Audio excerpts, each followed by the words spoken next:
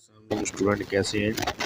आज हम question number 3A chapter number 14 exercise number 14.1 ये estimate the relation of y on x और y की जो है वो वैल्यू दी हुई है हमारे पास। The equation you have just found an estimate for the value of x when y is equal to 54। आपने बताना है कि ये जो y की वैल्यू अगर पुट कर दें तो x की वैल्यू फाइंड कर सकते हैं कि कहते हैं ये पॉसिबल है।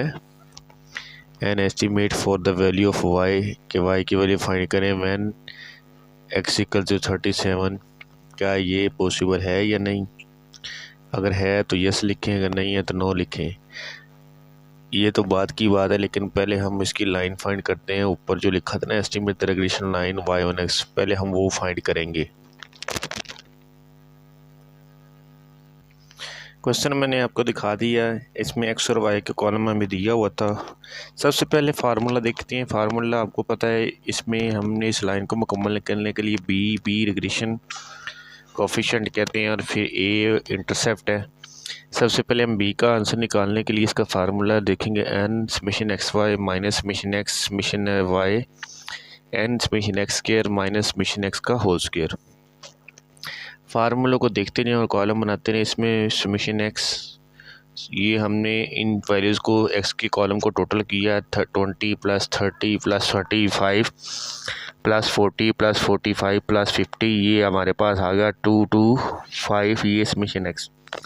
इसी तरह यहाँ पे समेशन वाई भी लिखा हुआ, तो मैंने ये समेशन वाई के कॉलम को जो है इनको सम किया तो वो मेरे पास आया 361। 78 प्लस 70 प्लस 65 प्लस 58 प्लस 48 42, इनको हमने प्लस करना है तो 361। फिर फार्मूले में लिखा हुआ है एक्स और वाई का समेशन निकालें, लेकिन हमारे पास कॉलम ही नहीं है और ना ही हमारे पास समेशन एक्स स्क्वायर का कॉलम था, ना ही हमारे पास समेशन इसका तो चलो है ना हमारे पास। अब यहाँ पे हम एक्स स्क्वायर जो है इसका इन तमाम वैल्यूज़ का स्क्वायर लेंगे पहले, क्योंकि हमारा सिर्फ क्वेश्चन ये है, सिर्फ दो ये मैंने अभी आपको दिखाया है, दो कॉलम दिए हुए। इस एक्स के स्क्वायर का जो है हम इन वैल्यूज़ का स्क्वायर लेंगे। 25 का स्क्वायर 625, 30 का स्क्वायर 900, 35 का 12 25, 40 का स्क्वायर 1600। स्क्वायर आपको लेना आता है? नहीं आता तो इसको 40 मल्टीप्लाई 40, 45 मल्टीप्लाई 45, तो ये आंसर 50 मल्टीप्लाई 50 तो 2500। ये आपका एक्स स्क्वायर का कॉलम निकला है। जब हम इसको सम करेंगे समेशन एक्स स्क्वायर को तो ये आ गया 8875, जो इसकी जगह पुट होगा। फिर हमें चाहिए एक्स और वाई, ठीक है, वो चाहिए। इसका मतलब वाई स्क्वायर का जो कॉलम, सॉरी ये हमने कोई एक्स्ट्रा निकाल दिया, इसका यूज़ नहीं है, ठीक है जी। ये जो एक्स स्क्वायर का जो कॉलम है इसका यहाँ पे यूज़ नहीं है, ये वहाँ पे होता है जहाँ पे दूसरी लाइन निकालनी हो ना एक्स और वाई, उसमें होता है, ठीक है ना स्टूडेंट। तो वो गलती से वो मेरे वाई स्क्वायर निकाल दिया था, क्योंकि वो होता है वो एक्स और वाई लाइन के लिए, क्योंकि यहाँ पे तो वाई स्क्वायर तो कहीं भी नहीं है। मैंने इसलिए तो कहता हूँ बार बार के फार्मूले को आप देखें और उसको ऑब्ज़र्व करें क्या क्या निकालना है। अब सिर्फ हमने एक्स और वाई का निकालना है, यानी एक्स और वाई को मल्टीप्लाई करना है। इधर से एक्स की वैल्यू 25 मल्टीप्लाई वाई की वैल्यू 78, तो ये आंसर आया। 30 मल्टीप्लाई 70 तो 2100, 35 मल्टीप्लाई 65 तो 2275। इसी तरह 40 मल्टीप्लाई 58 तो 2320, 45 मल्टीप्लाई 48 तो 2160, 50 मल्टीप्लाई 42 तो 2100। इन सबको सम करेंगे तो ये हमारे पास आया ये वाला समेशन वाई जो है, summation X Y summation X Y का जो टोटल आया 12,905। अब हम क्या करेंगे कि इसको इनमें जो है वो इसका वो पुट करेंगे वैल्यूज़, ठीक है। इस फार्मूले के अंदर ये सारी हमने वैल्यू निकाल चुके हैं। तो n मेरा है ये 6 वैल्यूज़ 1 2 3 4 5 6 वैल्यूज़, तो यहाँ पे मैंने 6 लिख दिया।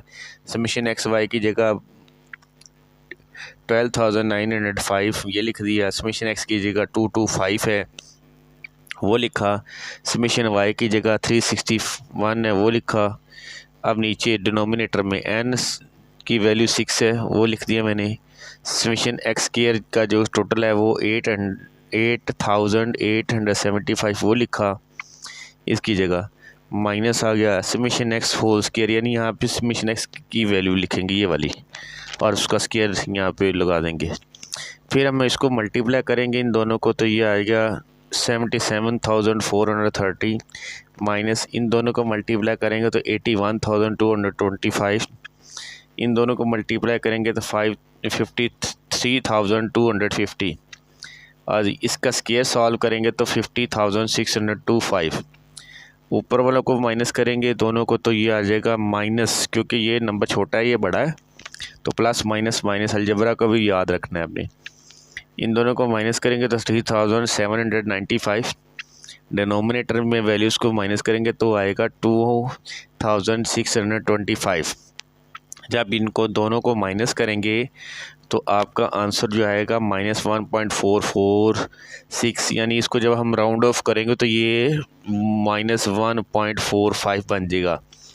ये मेरा जो है वो रिग्रेशन कोफिशिएंट आ गया। अब हम इसकी ए की वैल्यू फाइंड करेंगे और लाइन मुकम्मल करके बाकी पार्ट जो है वो सॉल्व करेंगे, ठीक है जी। से है वो ए की वैल्यू फाइंड करेंगे। ए का फार्मूला है summation Y minus B summation X divided by ये वाई ऑन एक्स के लिए। समीशन वाई की वैल्यू मैंने पुट की 361 माइनस बी का, इसलिए हम बी को पहले फाइंड करते हैं। बी का जो हमारा आया है -1.45 वो पुट किया इनटू, यानी मल्टीप्लाई करेंगे समीशन एक्स की वैल्यू पुट करेंगे 225 और नीचे जो है डिवाइड n है, n की वैल्यू 6 है।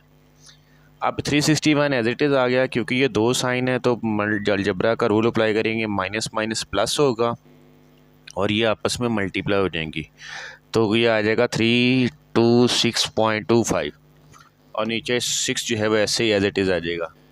अब इन दोनों को प्लस करेंगे तो आंसर आया हमारा 687.25 इन दोनों को प्लस करने से।